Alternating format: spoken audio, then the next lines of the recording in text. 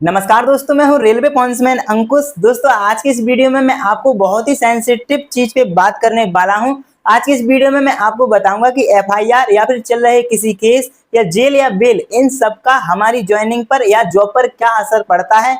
ये वीडियो बिल्कुल नेचुरल और इन्फॉर्मेटिव होने वाली है। दोस्तों, मैं कई दिनों से देख रहा हूं हमारी वीडियो पे इस टॉपिक को लेकर बहुत सारे कमेंट अलग अलग कैंडिडेट के द्वारा किए जा रहे हैं। अलग अलग कैंडिडेट को छोटी मोटी प्रॉब्लम इन सब चीजों से हो रही है और वो जानना चाहते हैं कि क्या हमारी इस एक प्रॉब्लम की वजह से हमारी ज्वाइनिंग में या हमारी जॉब में कोई दिक्कत आ सकती है। तो आज की इस वीडियो में हम आपका हर एक डाउट क्लियर करने की कोशिश करेंगे और इस वीडियो में हम थोड़ी डिटेल में बात करेंगे, तो ये वीडियो थोड़ी लंबी हो सकती है। तो इस वीडियो को एंड तक जरूर देखना, जिससे कि आपके सारे के सारे डाउट क्लियर हो जाएंगे। लेकिन वीडियो शुरू करने से पहले मैं आपको बता दूं कि मैं कोई लॉयर नहीं हूं। ये वीडियो सिर्फ मैं एक जनरल इन्फॉर्मेशन के तौर पे बना रहा हूं। बाकी स्पेसिफिक लीगल हेल्प के लिए आप क्वालिफाइड लॉयर से संपर्क करना। मैं सिर्फ अपने एक्सपीरियंस और कुछ रिसर्च के तौर पे कुछ चीजें आपको बताने वाला हूं। और दोस्तों, आज की इस वीडियो में हम कुछ पॉइंट क्लियर करेंगे। एफआईआर और केस से हमारी ज्वाइनिंग पर क्या असर पड़ता है और कौन से वो केस हैं जिनसे हमारी ज्वाइनिंग नहीं रुकती है, ज्वाइनिंग हो जाती है। कौन से वो केसेस हैं जिनसे ज्वाइनिंग नहीं हो पाती है, बेल मिलने के बाद ज्वाइनिंग होती है या नहीं होती है। सीरियस और माइनर केस में डिफरेंस क्या होता है, झूठा केस या फिर फर्जी केस क्या होता है और इससे क्या ज्वाइनिंग मिल सकती है।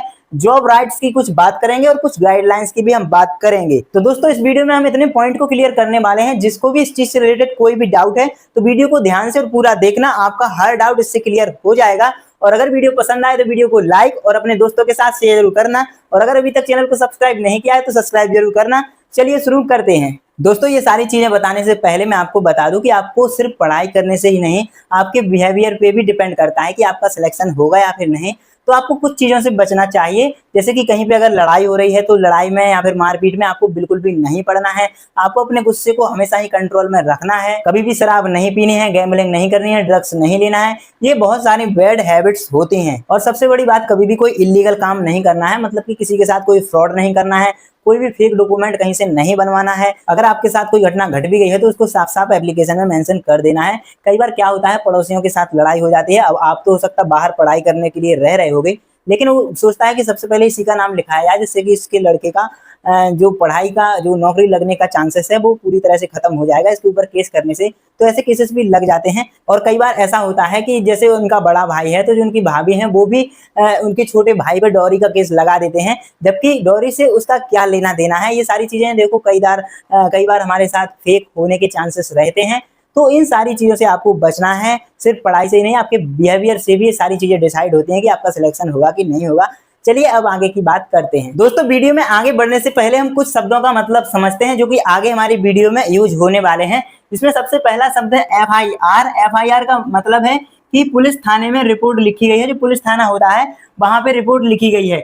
इसके बाद अगला है अरेस्ट एंड जेल। इसका मतलब है कि पुलिस द्वारा आपको कस्टडी में रखा गया है या फिर जेल में रखा गया है।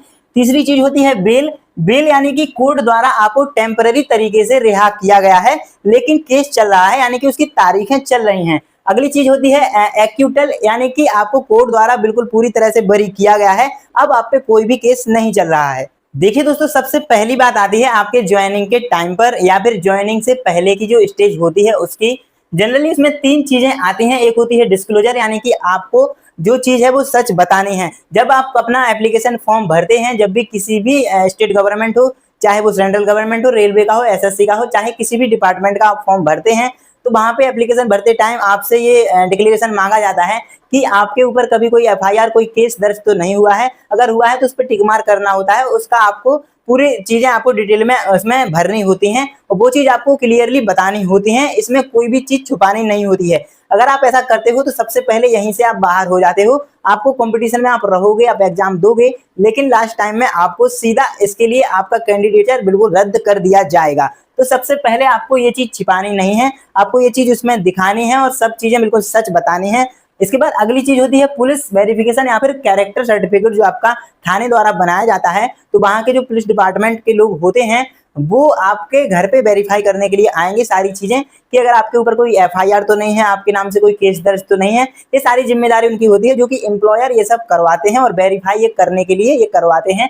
तो अगर इसमें आपकी कोई भी दिक्कत आती है और अगर आपने इसमें फॉर्म भरते समय ये नहीं बताया है सच, तो वहीं से आपका कैंडिडेचर रद्द कर दिया जाएगा। इसके बाद तीसरी चीज आती है एम्प्लॉयर का डिस्क्रेशन, मतलब ये पूरी तरह से उस बोर्ड पे लागू होता है कि वो आपको ज्वाइनिंग दे सकता है या फिर नहीं, और ये माइनर केस और सीरियस केस पे रहता है। अगर आपका कोई माइनर केस है, जिसकी हम आगे बात करने वाले हैं, माइनर केस की स्थिति में वो ज्वाइनिंग दे भी सकते हैं, लेकिन अगर सीरियस केस है तो ऐसे केस में जनरली ज्वाइनिंग नहीं दी जाती है। और अगर कोई कैंडिडेट ये डिमांड करता है कि हमारी जो ज्वाइनिंग है उसको होल्ड पे रखा जाए क्योंकि इसकी फाइनल सुनवाई, कोर्ट का डिसीजन कुछ ही दिनों में आने वाला है, तो जो एम्प्लॉयर है वो इसके लिए होल्ड कर भी सकता है और सीधा कैंसिल भी कर सकता है। ये सिर्फ इस एम्प्लॉयर पे डिपेंड करता है। दोस्तों अगली चीज आती है कि अगर आपके ऊपर केस चल रहा हो, मतलब कि आपका केस पेंडिंग है, अभी आप पे केस लगा नहीं है, कोर्ट में पेंडिंग है, तो इस कंडीशन में भी जो एम्प्लॉयर होते हैं वो बहुत सावधान होते हैं, क्योंकि अगर आपको एक बार उन्होंने ज्वाइनिंग दे दी तो फिर हटाने में उनको भी बहुत मुश्किल होती है। इस कंडीशन में भी तीन चीजें होती हैं, एक माइनर केस, एक सीरियस केस और एक बेल मिलना।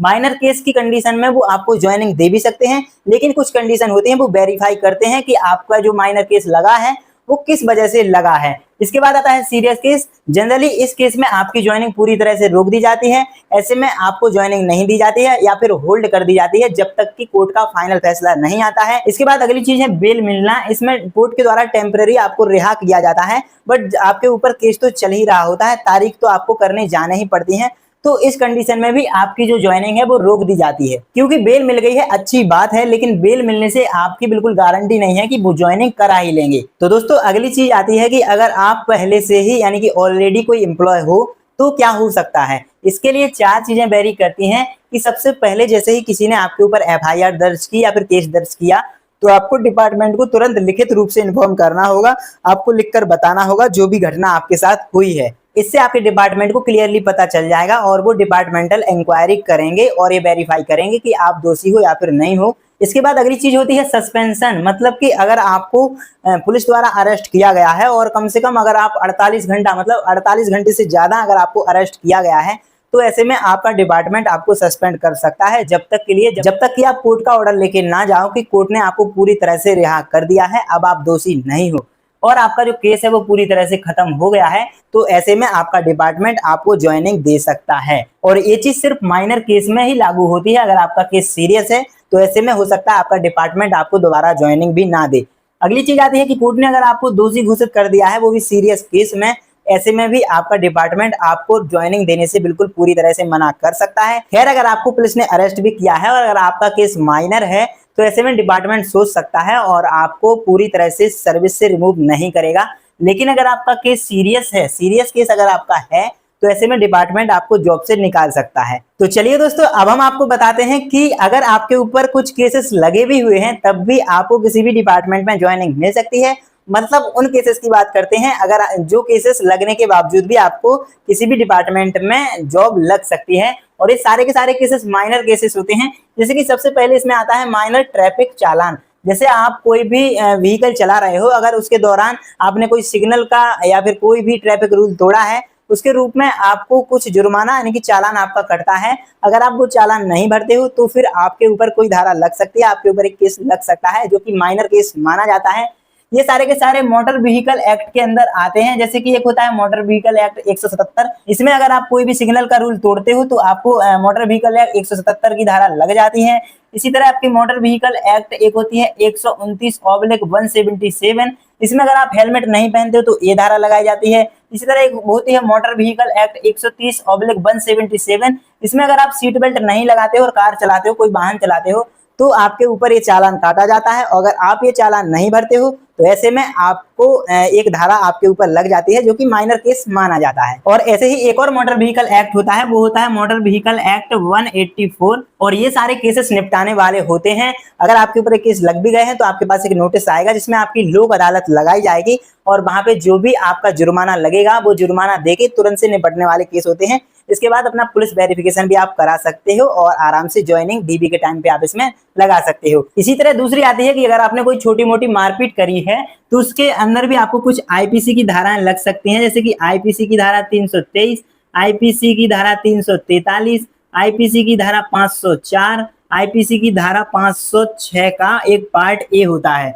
तो ये धारा भी पार्ट फर्स्ट होता है। तो ये धाराएं भी अगर आपके ऊपर लग जाती हैं, छोटी मोटी माइनर मानी जाती हैं, क्योंकि आराम से ये भी निपट जाते हैं। तो ऐसे केसेस में भी आपको ज्वाइनिंग दी जा सकती है। इसी तरह से तीसरी होती है सिविल डिस्प्यूट। इसमें आपके जो मामले हैं वो पारिवारिक मामले होते हैं, उसके रूप में एक माइनर केस लगाए जाते हैं। जैसे कि कोई प्रॉपर्टी का केस हो गया, आपने किसी को कोई कैश देने के लिए, यानी कि कोई आपने चेक दिया बैंक का, अगर वो बाउंस हो गया, या फिर कोई छोटे मोटे ऐसे केसेस जो होते हैं जो ज्यादा सीरियस नहीं होते हैं, ऐसे केसेस में भी आपको ज्वाइनिंग दी जाती है। इसी तरह एक पॉलिटिकल प्रोटेस्ट भी होते हैं, जैसे कहीं पे आप प्रोटेस्ट करने चले गए और अगर वहां पे भी आपको किसी भी उपद्रव करने की वजह से कोई केस लग गया है, तो ऐसे में भी आपको ज्वाइनिंग दे दी जाती है। इसके अंदर भी जैसे कि कौन कौन से केसेस आ जाते हैं, जैसे कि आईपीसी 143, आईपीसी 147, आईपीसी 188 जो कि 144 का वायलेंस करने पर लगती है। और ये सारी धारा, ये सारे केसेस होते हैं, ये बेल मिलने वाले होते हैं और तुरंत से इस केस को हम खत्म कर सकते हैं। तो इन सारे केसेस में आपकी ज्वाइनिंग आराम से आपको दे दी जाएगी।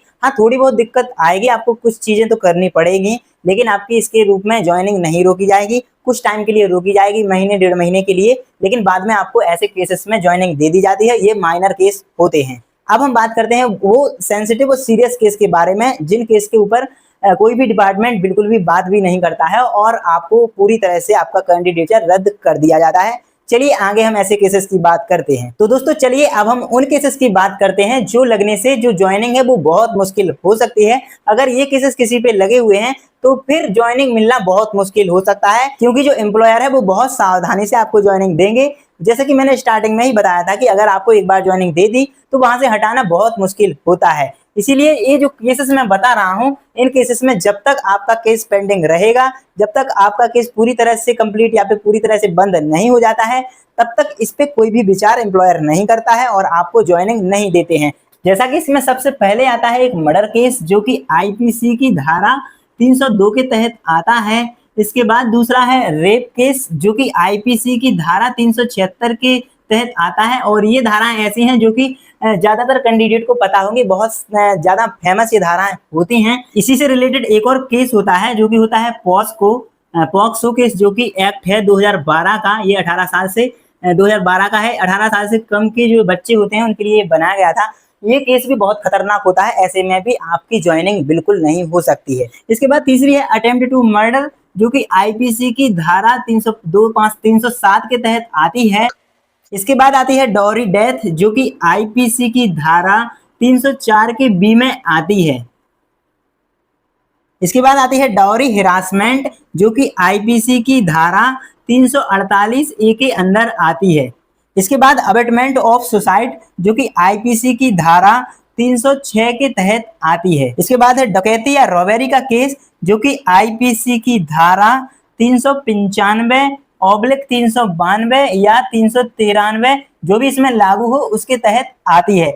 तो इसके बाद एक और आती है करप्शन यानी कि फ्रॉड, और ये जो धारा है ये जो सीपी एक्ट होता है, प्रिवेंशन ऑफ करप्शन जो एक्ट होता है, उसके तहत आपका करप्शन या फ्रॉड वाले केस होते हैं। जैसे किसी के साथ आपने रिश्वत ले ली किसी भी चीज में, चाहे वो प्राइवेट कोई काम करा रहे हो या कोई भी काम करा रहे हो, या फिर किसी के साथ आपने फ्रॉड कर दिया हो और उसने अगर केस कर दिया हो, तो ऐसे केसेस में भी आपको ज्वाइनिंग नहीं मिल सकती है। बहुत मुश्किल ऐसे केसेस में होती है। ऐसे में एम्प्लॉय क्या करता है, कोई ऐसी कंपनी होती है जो डिसीजन लेती हैं, बाकी कई तो ऐसी होती हैं कि सीधा ही आपका कैंडिडेट रद्द कर देती हैं। और इसमें सबसे पहली जो गलती कई सारे कैंडिडेट करते हैं, वो गलती करते हैं कि जो आप एप्लीकेशन अप्लाई करते हैं तो वहां पे ये जो सीरियस केस समझ के वो मेंशन नहीं करते हैं कि अगर हमने पहले से ही मेंशन कर दिया तो हमारा कैंडिडेट रद्द कर दिया जाएगा। लेकिन ये सबसे बड़ी गलती होती है। ऐसे में तो और ही कोई विचार एम्प्लॉयर नहीं करते हैं, क्योंकि आपके ऊपर एक तो केस लगा हुआ है, दूसरी आप फिर से गलती कर रहे हो कि आप उनको सच सच बता नहीं रहे हो, उसमें सारी चीजें छिपा रहे हो।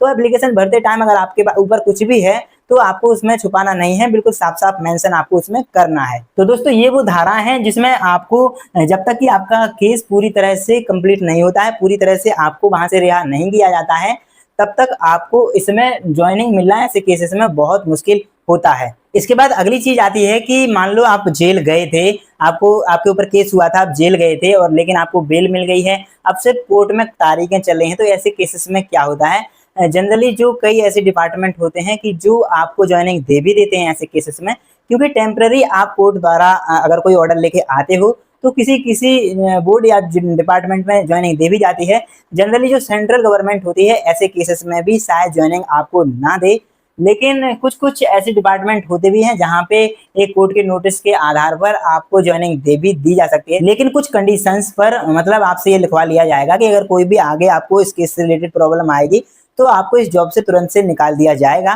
तो ऐसी कुछ कंडीशन कुछ ही ऐसे डिपार्टमेंट है जो रख देते हैं। जनरली जब तक आपका केस पेंडिंग चलेगा, जब तक आपकी तारीखें चलेंगी, तब तक आपको ज्वाइनिंग मिलना थोड़ा मुश्किल ही होता है। लेकिन जैसे ही आपका केस खत्म हो जाता है और आप कोर्ट का नोटिस लेके अपने डिपार्टमेंट के पास जाते हो, तो ऐसे में आपको ज्वाइनिंग कंडीशनल दे दी जाती है। देखिए दोस्तों, अब मैं आपको कुछ चीजें बताता हूं जो अगर आप सरकारी नौकरी करना चाहते हैं और इन सारी चीजों में अगर आप किसी भी वजह से पड़ गए हो तो आपको क्या करना चाहिए, जिससे कि आपके फ्यूचर में आपका कुछ चांसेस बन सकता है कि आपको ज्वाइनिंग दे दी जाती है। कुछ आपकी होनेस्टी यानी कि आपकी ईमानदारी को देखते हुए भी जो एम्प्लॉयर हैं वो आपको जो आपका केस चल रहा है उसकी थोड़ी बहुत इंक्वायरी और वेरिफिकेशन करने के बाद आपको ज्वाइनिंग दे भी सकते हैं। तो आपको क्या वो चीजें अपनानी है मैं एक एक करके आपको बताता हूं। तो दोस्तों, स्टेप बाय स्टेप ये चीजें आपको करनी है। जब भी आप फॉर्म भरोगे हमेशा आपको सच बोलना है। फॉर्म भरते वक्त भी आपको जो भी आपके ऊपर केस लगा है वो आपको बिल्कुल उसमें बता देना है, उसमें मेंशन कर देना है। अगर फॉर्म भरे जाने के बाद आपके साथ कोई ऐसी चीज हुई है तो जब आपकी ज्वाइनिंग होती है तब आपका अटेस्टेशन फॉर्म भरा जाता है, तो उसमें ये चीजें आपको मेंशन करनी है। जब आप डॉक्यूमेंट वेरिफिकेशन के लिए जाओगे तो वहां पे आपको क्या चीज जमा करनी है आपको बताता हूँ। सबसे पहले आपको एक लॉयर से कंसल्ट करना है कि जो भी चीजें हैं आपको उनको बताना है। वो उस तरह से आपको गाइड करेंगे कि आपको इस केस में क्या करना चाहिए। अगर पॉसिबल होगा तो वो आपको वही सही राह दिखा पाएंगे, क्योंकि उनको ये सारी चीजों की अच्छे से जानकारी होती है। तीसरी चीज है, जो भी आपका एचआर डिपार्टमेंट है उसको लिखित में इन्फॉर्म करना होगा। ये चीज जब होती है जब आप पहले से एम्प्लॉय हो। इसके बाद जब पुलिस वेरिफिकेशन होता है तो ऐसे में जैसे आपका कोई केस खत्म हो गया है तो पुलिस वेरिफिकेशन के लिए वो सारे डॉक्यूमेंट तैयार रखने हैं। अगर आप पुलिस वेरिफिकेशन बनवा ले जाते हो खुद से ही तो फिर ऐसे में कोई भी केस ना लगने का चांस नहीं होता है और वो वहीं से ही वेरीफाई फिर कर लेते हैं। इसके बाद होल्ड ज्वाइनिंग अगर है आपकी तो इसमें इंटरनल जो रिप्रेजेंटेशन है वो आपको देनी होती है। मतलब कि आपके ऊपर कोई केस था, जैसे कि अगर आपको कोई केस में एक्विटल यानी कि रिहाई उसमें मिल गई है और कोर्ट द्वारा ऑर्डर मिल गया है कि अब आपको पूरी तरह से बरी किया जाता है, आपके ऊपर कोई भी केस नहीं है, तो ऐसे में आपको जो इंटरनल रिप्रेजेंटेशन मैंने बताई है वो कोर्ट का ऑर्डर ले जाकर आपको इंटरनल डिपार्टमेंट में जमा कर देना है, जिससे भी आपका काम बन जाएगा। तो ये स्टेप बाय स्टेप चीजें आपको अपनाने हैं अगर आपके साथ कोई भी इनमें से घटना ऐसी हुई है जिसकी वजह से आपकी ज्वाइनिंग में कोई भी परेशानी आ रही है। तो दोस्तों, अब मैं वो लास्ट के 4 क्वेश्चन ले लेता हूं, जिसमें सबसे पहला है कि अगर आपके ऊपर कोई एफआईआर हुई है तो ऐसे में क्या आपको तुरंत ही रिजेक्ट कर दिया जाएगा? तो इसका जवाब है नो। केस का मैटर, इसमें जो केस का नेचर है वो मैटर करता है। इसके अलावा दूसरा क्वेश्चन अगला है, बेल मिलने से क्या ज्वाइनिंग पक्की हो जाती है? तो ऐसा भी नहीं है, इसमें भी सारी कंडीशन देखी जाती हैं जैसे कि मैंने वीडियो में बताया है। तो बेल अगर मिल गई है तो जरूरी नहीं है कि आपको जॉब बिल्कुल गारंटेड मिल ही जाएगी। इसमें भी वो कुछ ना कुछ वेरीफाई करने के लिए इंक्वायरी करेंगे। इसके बाद अगला क्वेश्चन है कि छुपाने से क्या होगा? अगर आपने कोई भी चीज छुपाई तो ऐसे में तो ये समझ लो कि आपको ज्वाइनिंग मिलनी ही नहीं है। जैसे ही उनको पता चलेगा और पुलिस वेरिफिकेशन कराएंगे तो पता चल भी जाएगा। आजकल चीजें ऑनलाइन हो गई हैं तो आराम से पता भी चल जाएगा। तो इससे तो आपका एक तरह से मान लो कि कैंसिल ही, मान लो कि ये तरह से ये चीज करी आपने तो कैंसिल ही आपका कैंडिडेचर माना जाएगा। अगली चीज है कि अगर एक्विटल पर मान लीजिए कि आपको रिहाई मिल गई है कोर्ट के द्वारा, ऐसे में आपके बहुत ज्यादा स्ट्रॉन्ग चांसेस हो जाते हैं कि आपको जॉब मिल सकती है। बाकी दोस्तों, मैं यही कहूंगा जो मैंने स्टार्टिंग में आपको बताया था, कभी भी इलीगल काम नहीं करने हैं, कभी भी गलत काम नहीं करने हैं। इन चीजों से आपको बच के रहना है, क्योंकि जॉब एक बार सिक्योर हो जाएगी फिर आपका फ्यूचर भी ब्राइट हो जाएगा। ये सारी चीजें आपके साथ फिर नहीं होंगी। बहुत कम चांसेस होते हैं कि फिर आपके साथ ये सारी चीजें हो। तो उम्मीद है कि आपके सारे के सारे डाउट अब क्लियर हो गए होंगे।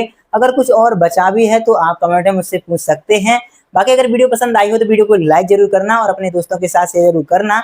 और अगर अभी तक चैनल को सब्सक्राइब नहीं किया है तो सब्सक्राइब जरूर करना। चलिए मिलते हैं अगली वीडियो में, और तब तक के लिए नमस्कार, धन्यवाद।